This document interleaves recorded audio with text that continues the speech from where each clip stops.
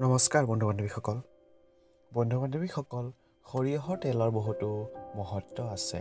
বিশেষকৈ শনিবাৰৰ দিনা এই তেলৰ মহত্ব আৰু বাঢ়ি যায়।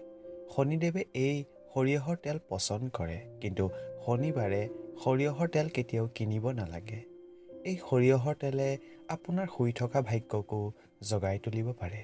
জ্যোতিষ অনুসৰি তেলৰ সম্বন্ধ শনিদেৱৰ লগত জড়িত, যিটো শৰীৰত লগালে শনিদোষৰ পৰা মুক্তি পোৱা যায়, দোষৰ পৰা ৰক্ষা পোৱা যায়।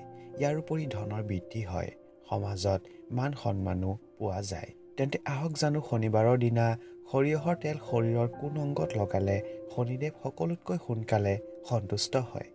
শাস্ত্ৰ অনুসৰি যদি আপুনি সৰিয়হৰ তেলৰ মালিচ শনিবাৰে কৰে, তেন্তে আপোনাৰ সৌন্দৰ্য বাঢ়িব, মান সন্মানো প্ৰাপ্ত হয়। যদি আপুনি শনিবাৰৰ দিনা মাথাত তেল লগায়, আপুনি যিকোনো তেল লগাব পাৰে, কিন্তু ইয়াৰ লগতে যদি আপুনি অলপ সৰিয়হৰ তেল নাভিত লগায়, হাত ভৰিৰ তলুৱাত লগায়, তেন্তে আপুনি বিশেষ লাভ প্ৰাপ্ত কৰিব।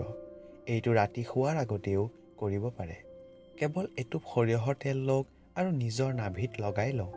প্ৰতি শনিবাৰে এনে কৰক আৰু মাথাতো তেল অৱশ্যেই লগাব, কিয়নো মাথাত তেল লগালে শনিদেৱ অত্যাধিক সন্তুষ্ট হয় আৰু জীৱনত সুখ শান্তি বাঢ়ে আৰু আকস্মিক ধন লাভৰো যোগ বনে। কিন্তু মনত ৰাখিব, একাদশী, অমাৱস্যা, পূৰ্ণিমা, শ্ৰাদ্ধত তেল কেতিয়াও নলগাব। বন্ধু-বান্ধৱীসকল, এয়া আছিল আজিৰ ভিডিঅ'। ভিডিঅ'টো ভাল লাগিলে লাইক আৰু শ্বেয়াৰ কৰিব, লগতে চেনেলটো ছাবস্ক্ৰাইব কৰিব। ধন্যবাদ।